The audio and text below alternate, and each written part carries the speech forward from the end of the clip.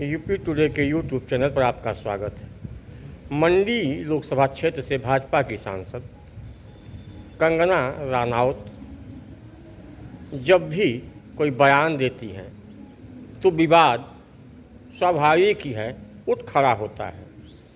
इससे पहले भी वो कई विवादित बयान दे चुकी हैं, जिसके बाद तमाम विवाद उत्पन्न हुए। एक बार पुनः मंडी से भाजपा की लोकसभा सांसद कंगना रनौत ने मीडिया को बयान देते हुए एक विवादास्पद बयान दे दिया है।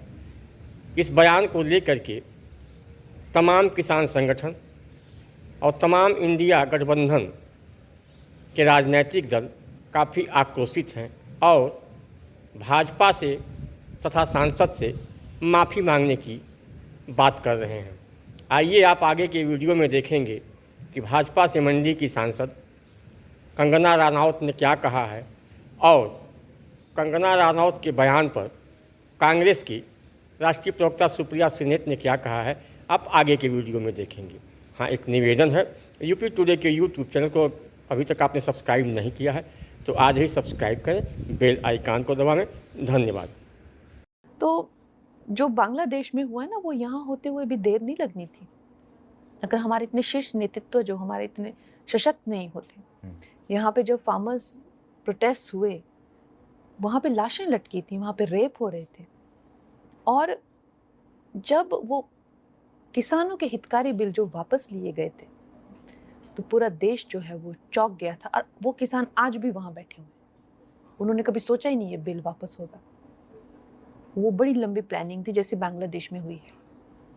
तो इस तरह के षड्यंत्र, और आपको क्या लगता है किसानों, चाइना, अमेरिका, इस तरह की जो विदेशी जो शक्तियां हैं वो यहाँ काम कर रही हैं। और ये फिल्मी लोग हैं, इनको लगता है कि इनकी ये दुकान चलती रहेगी अगर देश चाहे जाए भाड़ में। ऐसा नहीं होता है। देश अगर भाड़ में जाएगा तो आप भी साथ में भाड़ में जाएंगे। ये बात जो है इनको रोज रिमाइंड करानी चाहिए।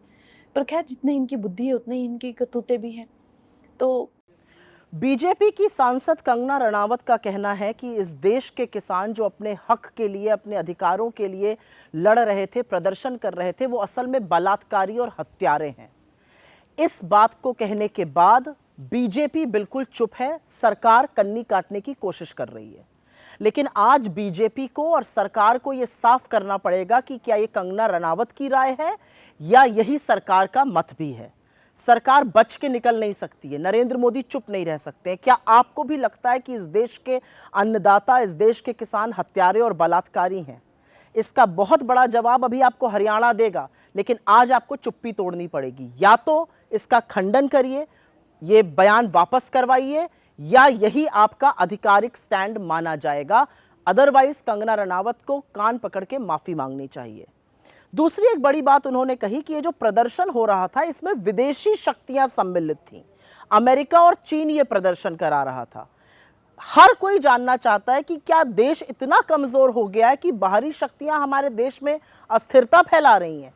क्या नरेंद्र मोदी की नाक के नीचे देश इतना कमजोर होता जा रहा है कि बाहरी शक्तियां आके यहां पर बवाल मचा रही हैं? और अगर ऐसा है तो ये बड़ा गंभीर मामला है। इस पर भी सरकार को अपना रुख, अपना मत साफ करना पड़ेगा, स्पष्ट करना पड़ेगा कि क्या जो कंगना रनावत कह रही हैं सही है, क्या विदेशी ताकतों की इतनी दखल है कि वो हमारे देश में अस्थिरता फैला रहे हैं। दोनों मुद्दों पर, अन्नदाताओं को हत्यारा और बलात्कारी कहने पर और विदेशी ताकतों के भारत में दखल पर, दोनों चीजों पर बीजेपी को भी और सरकार को भी अपना स्टैंड साफ करना पड़ेगा। नहीं तो यही वक्तव्य आपका आधिकारिक स्टैंड माना जाएगा। और क्यों नहीं माना जाना चाहिए?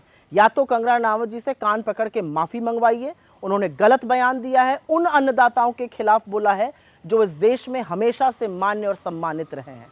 अंत में मैं सिर्फ इतना कहना चाहती हूं, इस देश के अन्नदाता, इस देश के लोग आपको एक बहुत बड़ा पाठ सिखा चुके हैं। अब हरियाणा, महाराष्ट्र, जम्मू कश्मीर, झारखंड, हर जगह और सिखाएंगे।